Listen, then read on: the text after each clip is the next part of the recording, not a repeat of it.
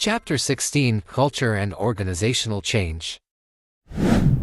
Baik, pada pertemuan kali ini dalam mata kuliah perilaku organisasi yang mana diampu oleh dosen kita yang paling cantik yaitu Ibu Dr. Nova Mardiana SEMM akan membahas materi bab 16 yaitu budaya dan perubahan organisasi yang mana akan dijelaskan oleh rekan-rekan dari kelompok 5.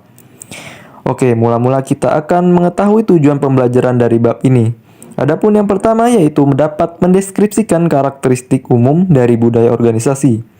Yang kedua dapat menunjukkan cara bagaimana budaya disalurkan pada karyawan.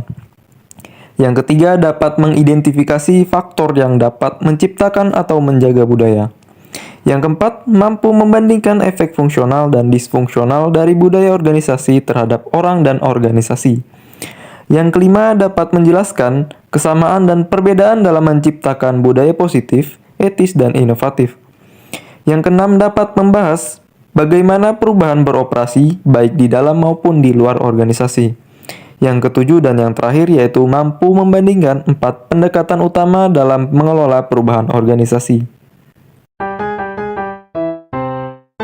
Hai semua, nama saya Qori Asharaf bin Hussein dengan NPM 22 110 110 70. Perkenalkan, nama saya Natania Tasya Ardelia dengan NPM 22 11 0 11 11 4. Perkenalkan, nama saya Petri Diki Marindra dengan NPM 2251011021. Nama saya M. Hafiz Armanata Wafa, NPM 2211011060. Perkenalkan, nama saya Nisa Hikmah Nabila dengan nomor NPM 2251011116. Baik, izin memperkenalkan diri, nama saya Miftahudin dengan NPM 221010154. Baik, perkenalkan nama saya Rizky Kurniawan dengan NPM 22510111042.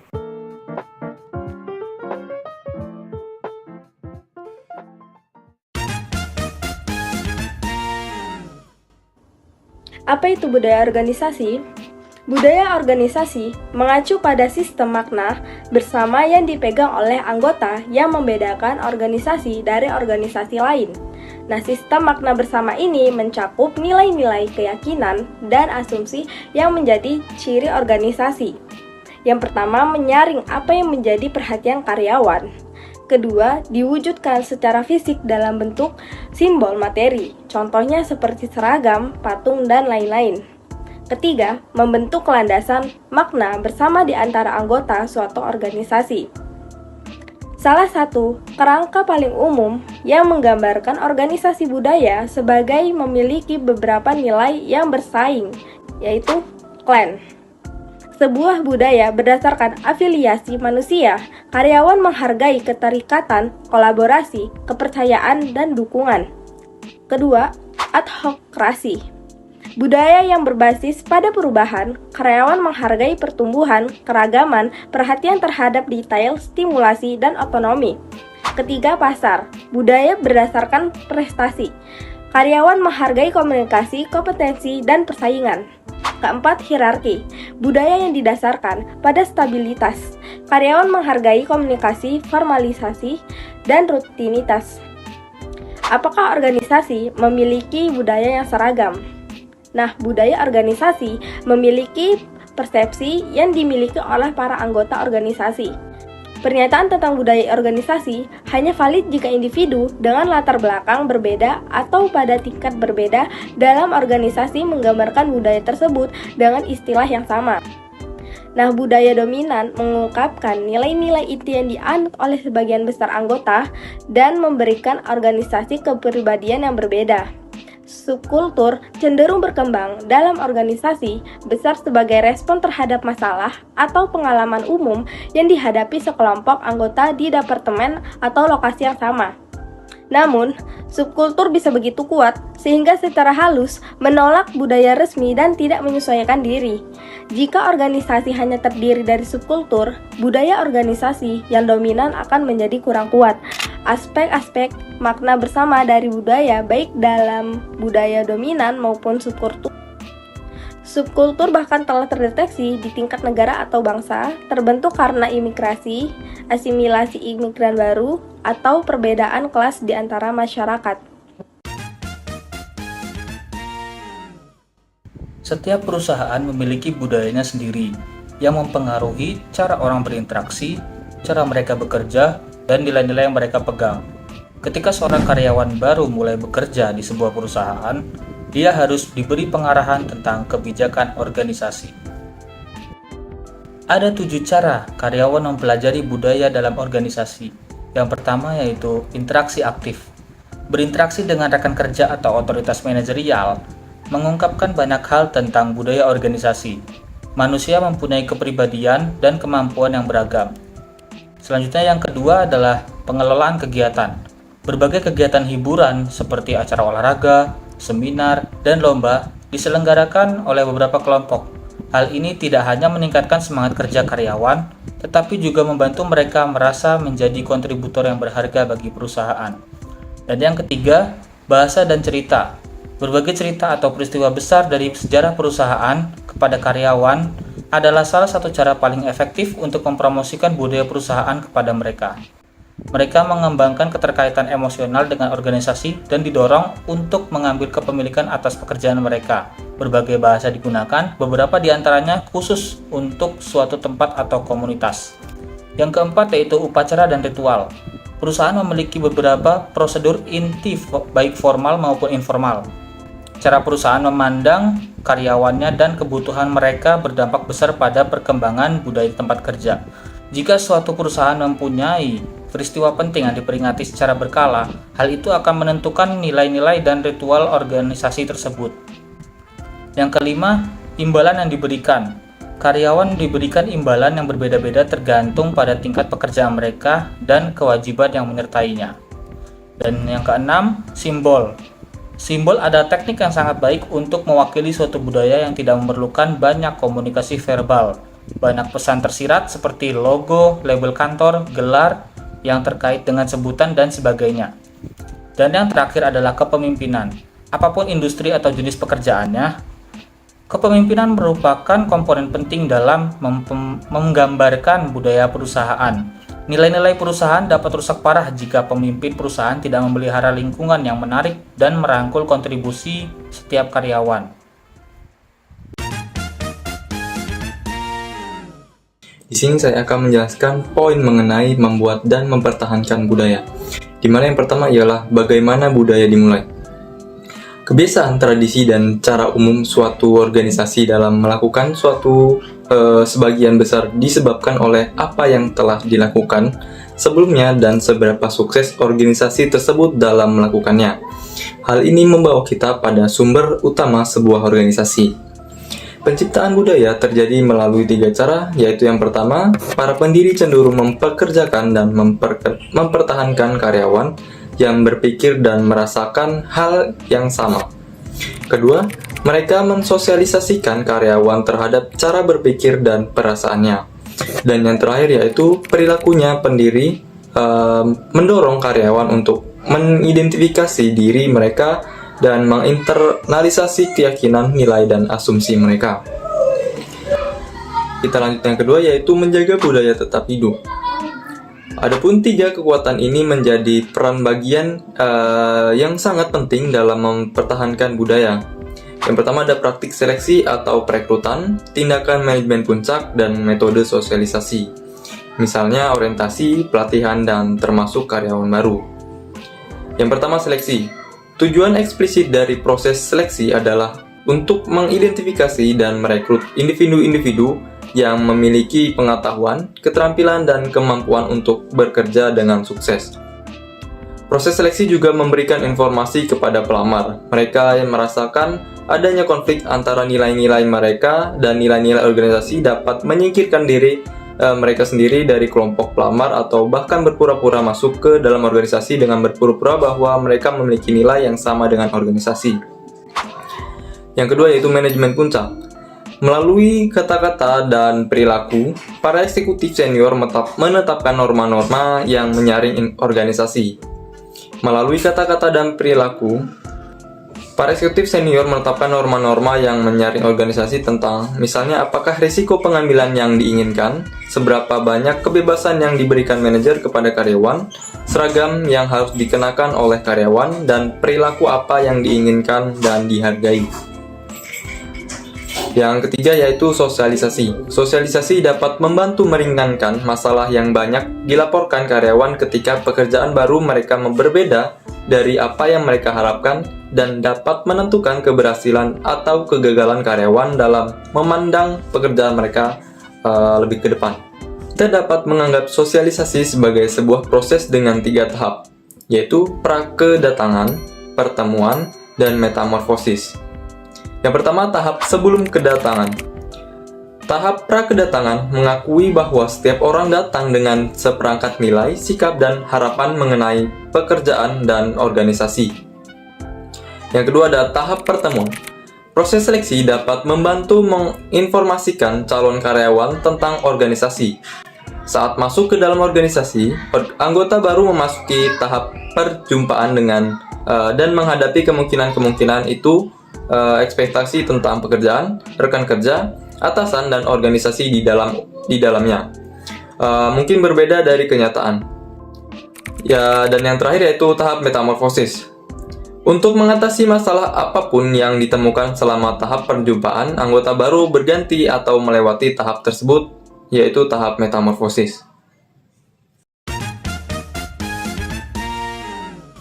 Selanjutnya, apa yang dilakukan oleh budaya?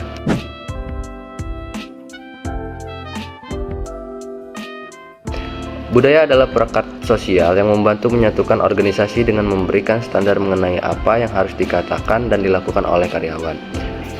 Budaya merupakan mekanisme penentu dan kontrol yang memandu dan memperkerjakan sikap dan perilaku. Lalu ada fungsi kebudayaan.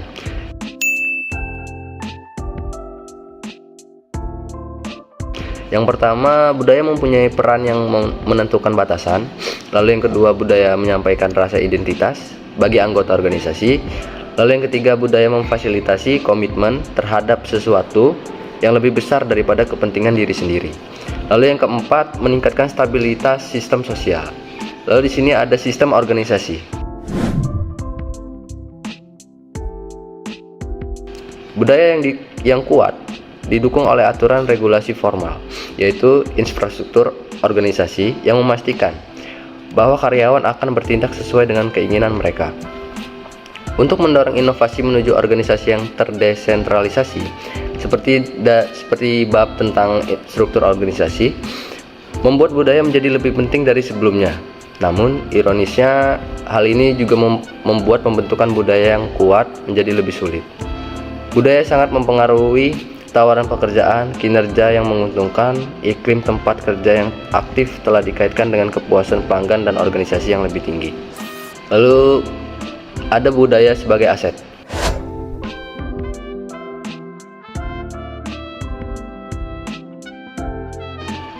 Budaya dapat berkontribusi terhadap keuntungan organisasi dalam banyak hal.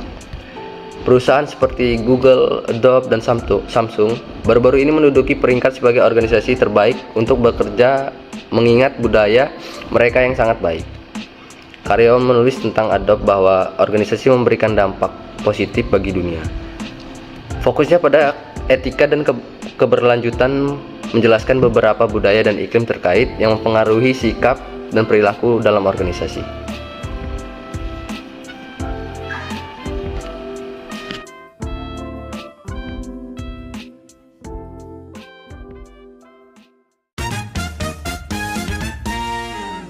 Materi selanjutnya yaitu mempengaruhi budaya organisasi. Jadi seperti yang kita telah diskusikan, budaya suatu organisasi itu biasanya ditentukan oleh para pendirinya sendiri dan seringkali sulit untuk diubah.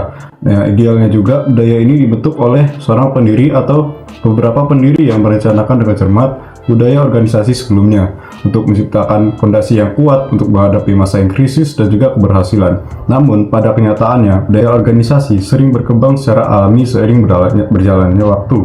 Ketika kita memandang perkembangan budaya sebagai proses yang berkelanjutan dan dilakukan melalui setiap karyawan, kita dapat melihat cara untuk meningkatkan aspek positif dan etis di lingkungan tersebut yang akan kita bahas selanjutnya. Bagian pertama yaitu mengembangkan budaya yang positif. Pada awalnya, menciptakan budaya positif mungkin terdengar sangat naif atau bahkan seperti konspirasi ala Dilbert. Namun, hal yang membuat kita percaya bahwa tren ini akan bertahan adalah tanda-tanda bahwa praktik manajemen dan penelitian organization behavior atau perilaku organisasi semakin mendekati satu sama lain. Budaya organisasi juga yang positif menekankan pada perkembangan kekuatan karyawan, memberikan lebih banyak penghargaan daripada hukuman, dan mendorong vitalitas dan pertumbuhan individu. Oke, mari kita pertimbangkan masing-masing area ini. Untuk yang pertama, yaitu mengembangkan kekuatan karyawan. Budaya organisasi yang positif menekankan perkembangan kekuatan karyawan sebagai kunci untuk meningkatkan keterlibatan dan kinerja. Kerdaker menyoroti bahwa banyak orang yang tidak menyadari potensi mereka, dan Gallup menegaskan bahwa karyawan yang dapat menggunakan kekuatan mereka secara teratur lebih terlibat dalam pekerjaan. Oleh karena itu, perusahaan yang berfokus pada membantu karyawan menemukan manfaat kekuatan mereka dapat menciptakan lingkungan yang mendukung pertumbuhan dan keterlibatan. Studi kasus dari perusahaan manajemen investasi di Inggris menunjukkan bahwa penggunaan pelatih untuk membantu karyawan memahami kekuatan mereka dapat menghasilkan peningkatan keterampilan, adaptasi terhadap perubahan, dan peningkatan kinerja secara keseluruhan. Nah, dengan demikian, pengembangan kekuatan karyawan bukan hanya investasi dalam individu, tapi juga strategi bisnis yang cerdas untuk meningkatkan daya saing dan juga produktivitas. Yang kedua, yaitu memberi penghargaan lebih banyak daripada hukuman. Meskipun banyak organisasi fokus pada penghargaan eksternal seperti gaji, promosi, bahkan pengakuan terhadap prestasi kecil karyawan memiliki dampak besar. Beberapa manajer bahkan ragu memberikan pujian karena takut membuat karyawan itu malas atau merasa bahwa pujian tidak dihargai. Namun pandangan ini dapat merugikan karena pujian telah terbukti menjadi motivator yang kuat. Bahkan Charles Schwab menyatakan bahwa semangat persetujuan lebih efektif dalam meningkatkan kinerja daripada semangat mengkritik. Meskipun karyawan tidak selalu meminta pujian, memberikan pengakuan atas apresiasi mereka, bahkan prestasi mereka, dapat meningkatkan semangat produktivitas mereka. Validasi dan keikutsertaan aktif karyawan dalam menciptakan budaya positif dapat membangun inklusi sosial dan perasaan bahwa mereka merupakan bagian dari sesuatu yang lebih besar dari diri mereka sendiri. Poin yang ketiga yaitu mendorong vitalitas dan pertumbuhan. Jadi organisasi yang mengakui perbedaan antara pekerjaan dan karir cenderung mendapatkan yang terbaik dari karyawan mereka. Budaya yang memandang karyawan sebagai lebih dari sekedar roda dalam mesin, tapi sebagai individu yang berkontribusi tidak hanya pada aktivitas organisasi, tapi juga pertumbuhan pribadi dan profesional mereka, dapat menciptakan lingkungan yang mendukung perkembangan dan kesejahteraan karyawan. Untuk contoh seperti inisiatif perkembangan bakat Plan People First yang sukses dari Chevrolet Autoglass menunjukkan bahwa perusahaan-perusahaan termuka mengakui nilai membantu orang tumbuh sebagai kunci kesuksesan mereka. Dengan fokus pada pengembangan bakat, perusahaan dapat memastikan bahwa mereka memiliki orang-orang yang terbaik yang berkontribusi pada keunggulan berorganisasi. Yang keempat yaitu batasan budaya positif. Sementara menciptakan budaya positif dalam organisasi dapat memiliki manfaat, pendekatan ini tidak boleh diambil secara ekstrim. Beberapa perusahaan mungkin mengadopsi elemen-elemen budaya positif seperti kebijakan kesejahteraan karyawan atau inisiatif kreatif, namun batas-batas juga harus diakui. Budaya positif yang terlalu dipaksakan dapat menjadi kontraproduktif. Budaya positif yang terlalu dipaksakan dapat menjadi kontraproduktif, menciptakan tekanan yang tidak realistis dan merugikan secara psikologis bagi karyawannya. Dan penting juga untuk memahami bahwa nilai positif tidak selalu dapat diterapkan secara universal, dan budaya positif yang diinginkan oleh suatu organisasi dan dapat bertentangan dengan nilai industri atau masyarakat tertentu. Oleh karena itu, organisasi perlu bersikap objektif dan tidak mengorbankan efektivitasnya dalam upaya untuk menciptakan budaya yang positif. Konsep toxic positivitas juga perlu kita waspadai, di mana tekanan untuk selalu bersikap positif dan menciptakan stigmatisasi dan memaksa karyawan untuk menyembunyikan aspek-aspek negatif atau alami dalam kehidupan mereka. Oleh karena itu, keseimbangan antara menciptakan budaya positif dan mempertahankan realisme secara fleksibilitas dapat mengatasi tantangan, merupakan kunci untuk mencapai keberhasilan organisasi. Oke, untuk bagian kedua yaitu mengembangkan budaya etika. Meskipun terdapat perbedaan antara industri dan juga budaya etika memiliki beberapa nilai dan proses bersama. Oleh karena itu, para manajer dapat menciptakan budaya dan iklim yang lebih etis dengan mematuhi prinsip-prinsip berikut ini.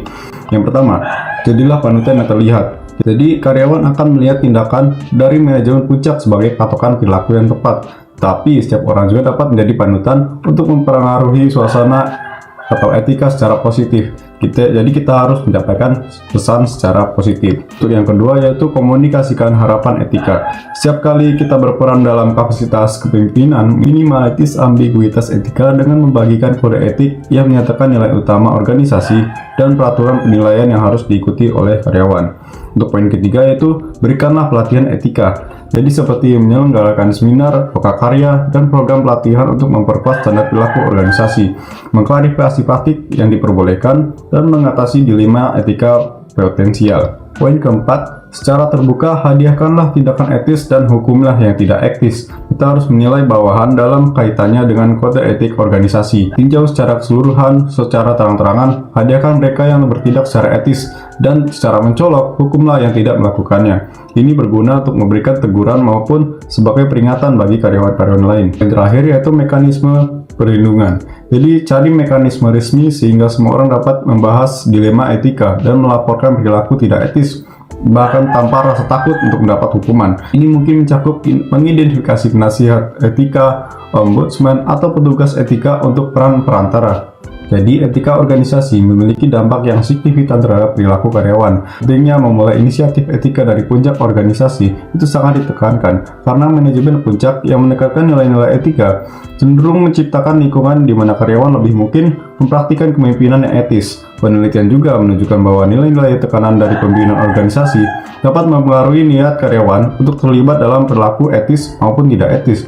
Budaya organisasi yang salah dapat memiliki dampak negatif pada perilaku etis karyawan. Dan sementara juga kepemimpinan yang etis dapat meningkatkan keberanian etis kelompok. Jadi pentingnya budaya etika dalam menciptakan lingkungan di mana karyawan merasa nyaman untuk mengungkapkan pendapat mereka tentang masalah dianggap tidak etis juga ditingkatkan. Selain itu juga kesesuaian nilai-nilai etik karyawan dengan nilai-nilai departemen juga diakui sebagai faktor penting. Karyawan yang sejalan dengan nilai-nilai etika departemen, mereka lebih mungkin dipromosikan. Oleh karena itu, dapat disimpulkan bahwa budaya etika di organisasi itu bukan hanya berasal dari manajemen puncak ke bawah, tapi juga mengalir dari bawah ke atas, melalui kesesuaian nilai-nilai etika karyawan dengan nilai-nilai organisasi mereka.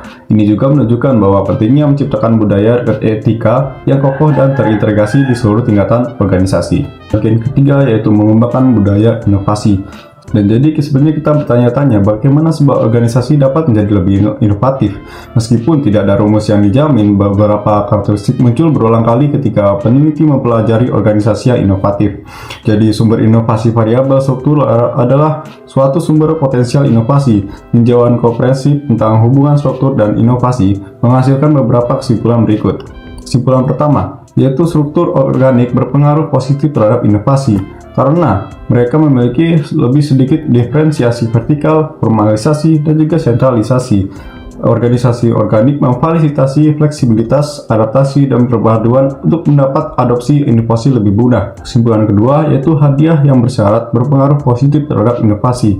Itu jelas karena kreativitas dihargai dan perusahaan cenderung menjadi lebih inovatif, terutama ketika karyawan diberi umpan balik tentang kinerja mereka serta otonomi dalam melaksanakan pekerjaan mereka. Kesimpulan ketiga, yaitu inovasi diberdayakan ketika ada sumber daya yang berlebih. Jadi memiliki berlimpahnya sumber daya memungkinkan organisasi untuk mampu membeli atau mengembangkan inovasi, juga menanggung biaya mengimplementasikannya dan juga menyerap pergaulan. Oke, itu saja materi dari saya dan seperti biasa terima kasih. Baik rekan-rekan, melanjutkan materi sebelumnya mengenai budaya dan perubahan organisasi. Di sini saya akan menyampaikan mengenai apa itu perubahan. Perubahan adalah ketika segala sesuatunya berbeda dari sebelumnya. Terkadang perubahan tidak disebabkan oleh upaya orang-orang di dalam perusahaan, tetapi dikatalisasi oleh faktor-faktor yang berada di luar kendali perusahaan yang itu bersifat baik ataupun buruk. Pada buku ini yang menjadi rujukan, penulis memberikan contoh faktor yang memaksa terjadinya sebuah perubahan di dalam perusahaan manufaktur smartphone dan gadget dunia, seperti Samsung, Apple, Vivo, Huawei, dan lain-lain, yang mana mereka berkompetisi memperebutkan pangsa pasar sehingga menimbulkan perubahan di dalam perusahaan masing-masing. Lalu contoh lain dari perubahan ialah revolusi industri. Perubahan juga dapat terjadi disebabkan oleh beberapa peristiwa yang terjadi di dunia. yang memicu akan terjadinya perubahan. Contohnya ketika pandemi COVID-19 menjadikan karyawan bekerja secara remote. Lalu, orang-orang lebih sering berbelanja secara online melalui e-commerce dan pengiriman barang melalui paket ke rumah menjadi lebih sering. Perusahaan seperti Zoom, DoorDash, dan Amazon mengalami peningkatan pendapatan dan margin keuntungan yang besar.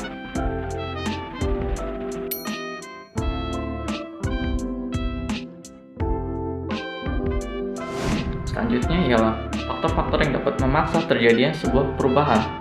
Faktor yang pertama ialah sifat tenaga kerja, dengan contoh lebih banyaknya keberagaman budaya di dalam sebuah organisasi, populasi yang menua, peningkatan imigrasi dan outsourcing.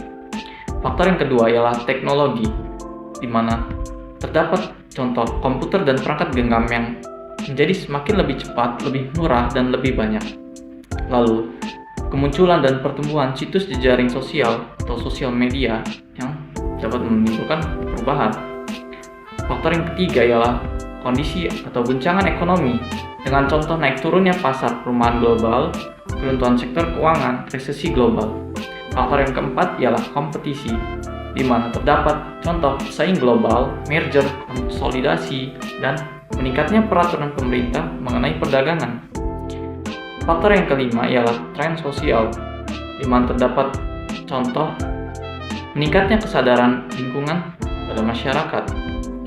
Lalu faktor yang terakhir ialah politik dunia, di mana terdapat contoh adanya sikap sosial negatif terhadap bisnis dan eksekutif, lalu pembukaan pasar baru di seluruh dunia.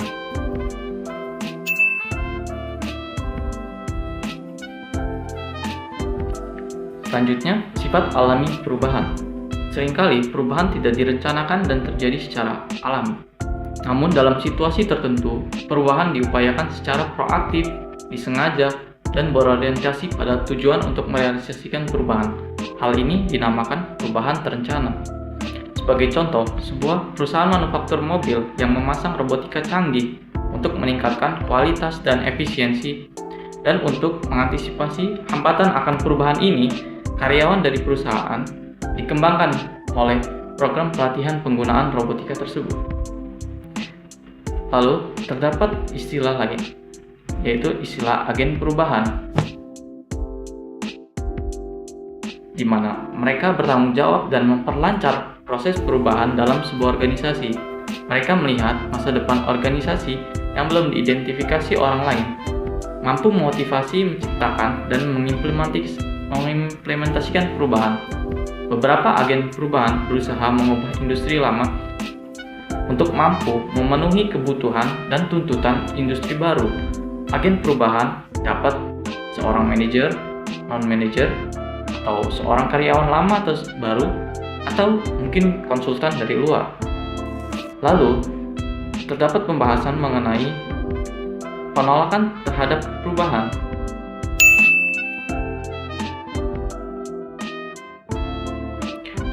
Di mana pada pembahasan sebelumnya kita membahas mengenai agen perubahan yang bertugas untuk memberikan kejelasan, harapan, dan memotivasi karyawan untuk mengadopsi perubahan dalam jangka panjang.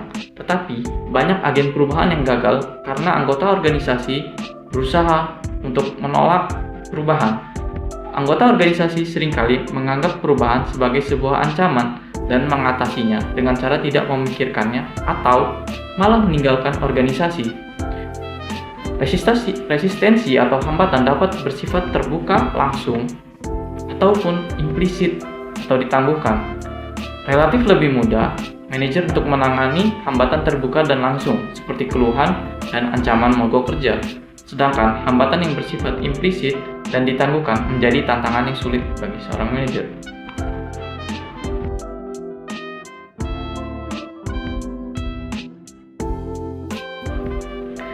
Sumber-sumber penolakan terhadap perubahan terdapat dua sumber, di mana sumber yang pertama ialah sumber individu.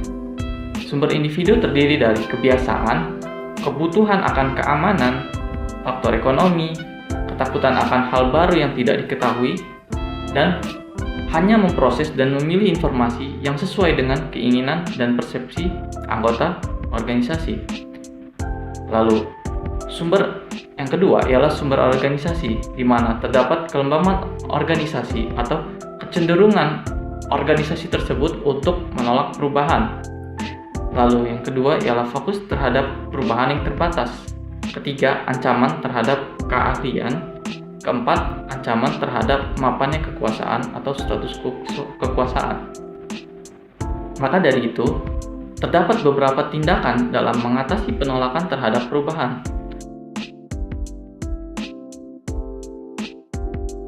Yang pertama ialah komunikasi yang baik. Kedua, meningkatkan partisipasi dalam membuat sebuah perubahan. Ketiga, membangun dukungan dan komitmen antar anggota organisasi di dalam sebuah perubahan. Keempat, mengembangkan hubungan yang positif. Kelima, menerapkan perubahan secara adil. Keenam, manipulasi dan kooptasi. 7. Memilih orang yang menerima perubahan. Kedelapan, ialah taktik pemaksaan. Di dalam diskusi tentang penolakan tidak akan lengkap tanpa adanya politik perubahan.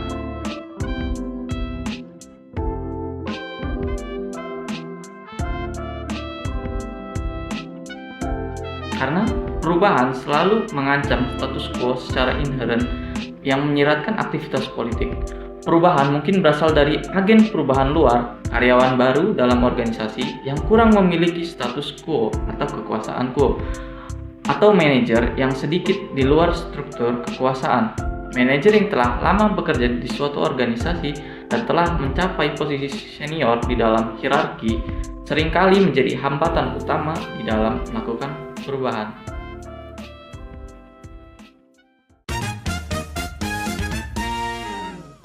Selanjutnya ada pendekatan dalam mengelola perubahan organisasi.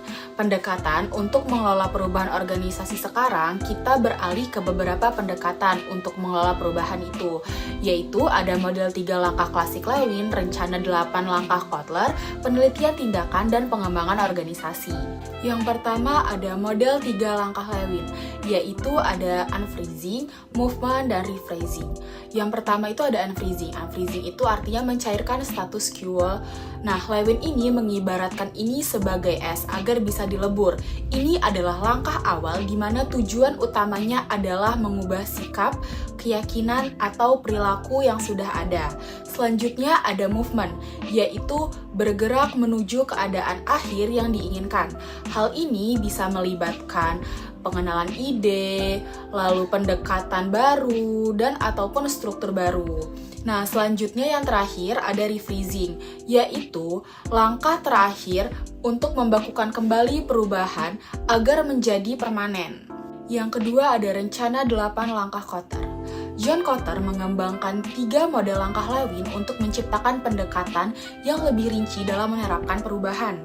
Yang pertama ada membangun rasa urgensi dengan menciptakan alasan yang kuat mengapa perubahan itu perlu dilakukan. Yang kedua adalah membentuk koalisi yang mempunyai kekuatan yang cukup untuk memimpin perubahan. Yang ketiga ada menciptakan visi baru untuk mengarahkan perubahan dan menggerakkan strategi pencapaian visi tersebut. Yang keempat ada komunikasi visi ke seluruh organisasi. Yang kelima ada memberdayakan orang lain untuk bertindak berdasarkan visi tersebut dengan menghilangkan hambatan terhadap perubahan dan menolong pengambilan resiko dan pemecahan secara kreatif. Yang keenam, ada merencanakan, menciptakan, dan menghargai kemenangan jangka pendek yang menggerakkan organisasi menuju tujuan visi yang baru.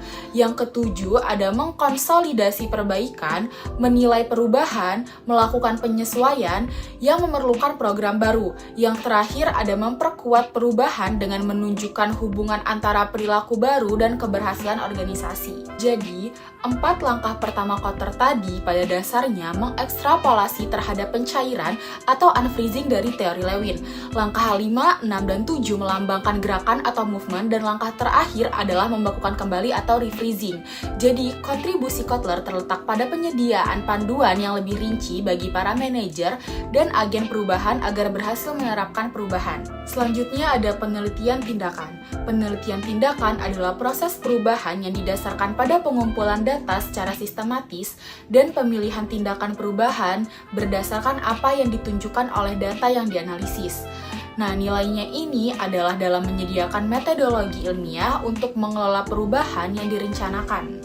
Jadi, penelitian tindakan ini terdiri dari 5. Yang pertama ada diagnosis, yang kedua ada analisis. Diagnosis diikuti dengan analisis, yaitu masalah apa yang menjadi fokus orang, pola apa yang tampaknya diambil dari permasalahan ini. Agen perubahan menyatukan informasi ini menjadi perhatian utama, area masalah, dan tindakan yang mungkin dilakukan. Yang ketiga ada umpan balik, yaitu membutuhkan berbagi dengan karyawan apa yang telah ditemukan dari langkah pertama dan langkah kedua. Yang keempat ada tindakan, yaitu karyawan dan agen perubahan melaksanakan tindakan spesifik yang telah mereka identifikasi untuk mengatasi masalah bersama-sama. Yang kelima ada langkah evaluasi, yaitu langkah terakhir sesuai dengan landasan ilmiah penelitian adalah evaluasi efektivitas rencana tindakan dengan menggunakan data awal yang telah dikumpulkan sebagai tolak ukur. Jadi, penelitian tindakan ini memberikan 2 manfaat spesifik. Yang pertama ada fokus pada masalah. Agen perubahan secara objektif mencari masalah dan jenis masalah menentukan tindakan dan perubahan. Yang kedua, ada manfaat dari penelitian tindakan adalah menurunkan resistensi. Karena penelitian tindakan melibatkan karyawan secara menyeluruh dalam prosesnya. Hal ini mengurangi penolakan terhadap perubahan. Kemudian ada pengembangan organisasi. Pada dasarnya, pengembangan organisasi adalah upaya terencana yang dilakukan di tingkat organisasi untuk meningkatkan efektivitas dan memungkinkan organisasi untuk mencapai sasaran strategisnya. Proses pengembangan organisasi adalah suatu bidang interdisipliner yang didukung berbagai bidang keilmuan seperti psikologi, budaya, inovasi, ilmu sosial, pendidikan, human resource management, change management, organization behavior, dan analisis, serta desain research. Proses melibatkan berbagai tahap jangka panjang seperti peningkatan efektivitas organisasi, penyelesaian masalah, dan perbaikan kinerja organisasi. Kemudian ada pengembangan antar kelompok. Pengembangan antar kelompok adalah intervensi pembangunan organisasi yang bertujuan untuk meningkatkan hubungan kerja antar kelompok. Hubungan kerja yang lebih baik berarti mengenal anggota kelompok dengan lebih baik, serta apa yang mereka lakukan dengan cara mereka bekerja. Hal ini mengarah pada pemahaman yang lebih baik, komunikasi dan interaksi yang lebih berkualitas, dan hubungan yang lebih baik satu sama lain. Pengembangan antar kelompok mirip dengan membangun tim. Dengan satu perbedaan utama, membangun tim berfokus pada anggota dalam suatu kelompok, sedangkan pengembangan antar kelompok berfokus pada membangun tim antar kelompok. Kemudian ada penyelidikan apresiatif, adalah proses yang memberi energi dan inklusif yang dibutuhkan kreativitas melalui seni pendidikan positif. Hal ini membangun keterampilan baru dalam individu dan kelompok, mengembangkan kepemimpinan baru, mendorong budaya pendidikan, dan membantu menciptakan visi dan tujuan bersama dengan membangun nilai-nilai dan inti kekuatan organisasi. Keterlibatan penyediaan apresiatif dirancang dan disampaikan dengan cermat menggunakan proses 5D yang terdiri dari define, discover, dream, design, dan destiny.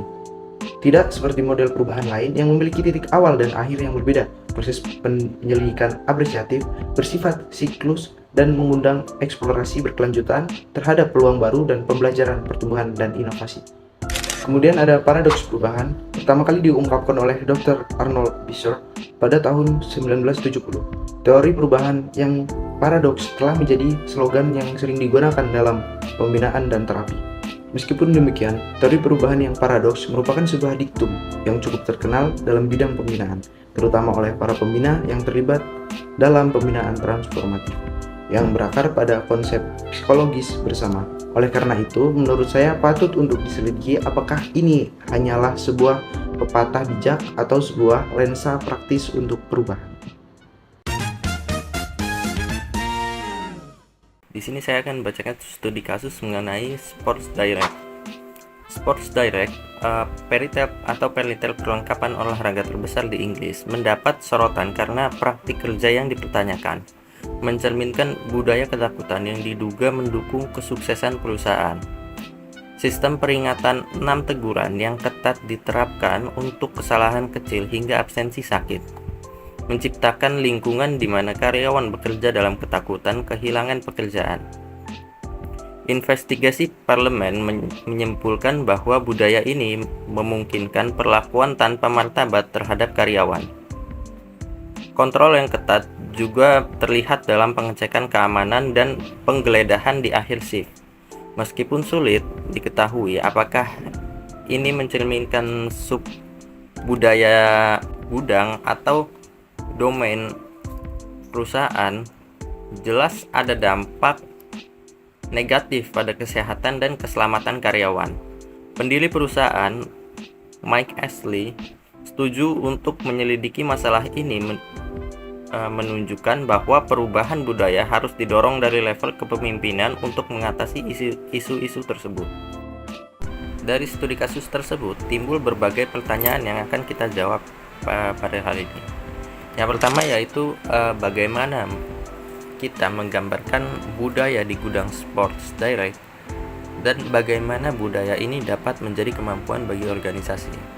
Jadi, budaya di gudang Sports Direct dapat dijelaskan sebagai budaya ketakutan yang didorong oleh sistem peringatan 6 teguran. Budaya ini dapat menjadi kemampuan bagi organisasi dalam arti bahwa ketakutan dapat menghasilkan kedisiplinan yang sementara, tetapi dapat menghambat kreativitas, inovasi, dan juga kepuasan karyawan dalam jangka panjang. Budaya ini mungkin memberikan kepatuhan, tetapi dengan biaya tinggi terhadap kesejahteraan dan motivasi karyawan. Selanjutnya pertanyaan kedua mengenai apa yang dikatakan studi kasus ini kepada Anda tentang 6 karakteristik budaya organisasi di Sports Direct. Studi kasus ini menggunakan 6 karakteristik budaya organisasi di Sports Direct. Budaya tersebut mencakup ketakutan, kontrol ketat, eksploitasi, kurangnya keadilan, ketidaksetaraan, dan juga dampak pada kesehatan dan keselamatan. Sistem peringatan yang keras menciptakan atmosfer ketidakpastian dan tekanan. Sementara pengawasan yang ketat dan perlakuan tidak adil terhadap pekerja mencerminkan kurangnya keadilan dan ketidaksetaraan di tempat kerja. Lalu pertanyaan ketiga mengenai dengan banyaknya toko dan karyawan, bagaimana Anda mengubah budaya organisasi di Sports Direct? Menurut Anda, tindakan apa yang harus dilakukan oleh Sports Direct? Jadi, untuk mengubah budaya organisasi di Sports Direct, beberapa tindakan perlu diambil. Yang pertama yaitu pemimpin perusahaan termasuk pendirinya harus memimpin perubahan budaya dengan berkomitmen untuk menciptakan lingkungan kerja yang lebih sehat. Dan pengawasan eksternal juga dan pemeriksaan independen dapat membantu memastikan implementasi perubahan. Perlibatkan karyawan dalam pengambilan keputusan dan mendengarkan keluhan mereka akan memberikan rasa kepemilikan dan juga keterlibatan yang lebih besar. Revisi kebijakan seperti menggantikan kebijakan 6 kali mogok kerja dengan pendekatan yang lebih adil juga diperlukan untuk menciptakan budaya yang mendukung kesejahteraan dan produktivitas kerja. Oke, berikut ini adalah kesimpulan dari bab ini. Budaya organisasi memiliki dampak signifikan pada efektivitas, perilaku anggota, dan respon terhadap perubahan. Nilai, keyakinan, dan asumsi membentuk budaya yang unik. Meskipun dapat mirip, subkultur bisa muncul dalam sebuah organisasi. Budaya awalnya diprakarsai oleh pendiri dan diteruskan oleh manajemen puncak serta dipelajari oleh karyawan melalui praktik sosialisasi. Budaya mempengaruhi efektivitas melalui iklim yang mencerminkan nilai. Pemimpin dituntut untuk mengembangkan budaya positif, etis, dan inovatif. Perubahan organisasi adalah tantangan yang memerlukan manajemen proaktif, penanganan penolakan, navigasi politik, dan pengelolaan proses perubahan. Meskipun alat tersedia, tidak ada solusi yang instan, dan transformasi budaya serta manajemen perubahan adalah perjalanan yang terus berkembang.